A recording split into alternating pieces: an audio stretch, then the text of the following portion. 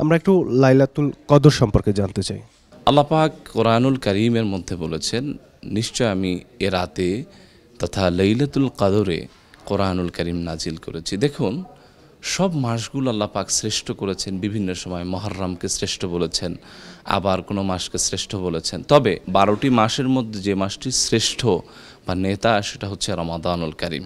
এ প্রসঙ্গে রব্বুল আলামিন কোরআনুল কারীমের মধ্যে বলেন, ইন্না আনজালনাহু ফি লাইলাতিল কদর ওমা আদরাকা মা লাইলাতুল কদর লাইলাতুল কদরি খায়রুম মিন আলফি শাহর তানাজ্জালুল মালাইকাতু ওয়ার রূহু ফিহা বিইذনি রাব্বিহিম মিন কুল্লি আমরিন সালাম সালামুন হিয়া হাত্তা মাতলাইল ফাজর। আল্লাহ পাক বলছেন, নিশ্চয় রাতে আমি কোরআনুল কারীম নাজিল করেছি। এই রাতটা হচ্ছে লাইলাতুল কদর।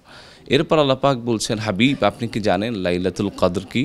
এরপর আল্লাহ পাক নিজেই এর উত্তর দিয়ে বলছেন, হাজার মাসের চাইতে যে রাতটি শ্রেষ্ঠ। সুবহানাল্লাহ। এই রাতে আল্লাহ রাব্বুল আলামিন বিশেষ করে রহমত, বরকত এবং বান্দার জন্য মাগফিরাত নাজিল করেন। আকাশ থেকে আল্লাহ রাব্বুল আলামিন ফেরেশতা নাজিল করেন, তার সঙ্গে স্বয়ং জিবরিলও নাজিল হয় এবং গোটা বান্দাবান্দির জন্য সেদিন আল্লাহ রাব্বুল আলামিন সাকিনা নাজিল করেন। আর এই যে সাকিনা, শান্তি, বারাকা, এটা রাতব্যাপী নাজিল হতে হতে ফজর পর্যন্ত পৌঁছে দেন। সুবহানাল্লাহ। এই জন্য রসুল করিম সাল্লাল্লাহু আলাইহি ওয়াসাল্লাম বলেছেন, মান কামা লাইলাতাল কদরি ঈমানান ওয়া ইহতিসাবান গুফিরা লাহু মা তাকদ্দামা মিন যামবি।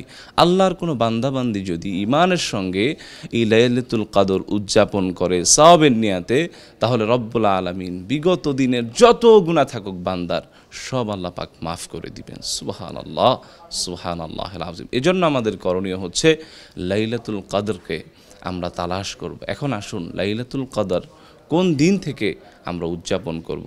এ মর্মে সহি হাদিসগুলোতে পাওয়া যায়, আল্লাহর হাবিব বলেছেন, তৃতীয় দশকের বেজর রাত্রি 21, 23, 25 এবং 27 ও 29 এই রাতগুলোতে আমরা লাইলাতুল কদর খোঁজ করব।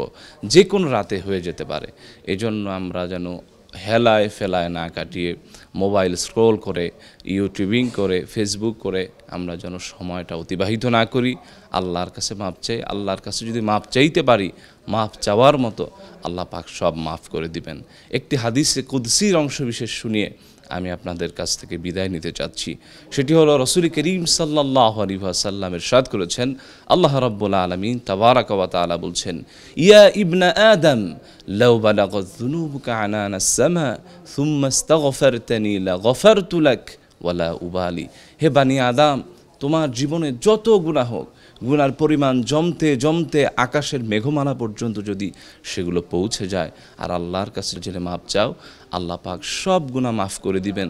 এত পরিমাণ গুনাহ যে তোমার আছে, এগুলো মাফ করতে গিয়ে রাব্বুল আলামিন কাউকে পরোয়া করবেন না। সুবহানাল্লাহ। তাই আমরা এই রাতটিকে যেন খুব গুরুত্বের সঙ্গে নেই এবং বেশি বেশি নেক আমল করি। আল্লাহ পাক তৌফিক দান করুন। আমিন।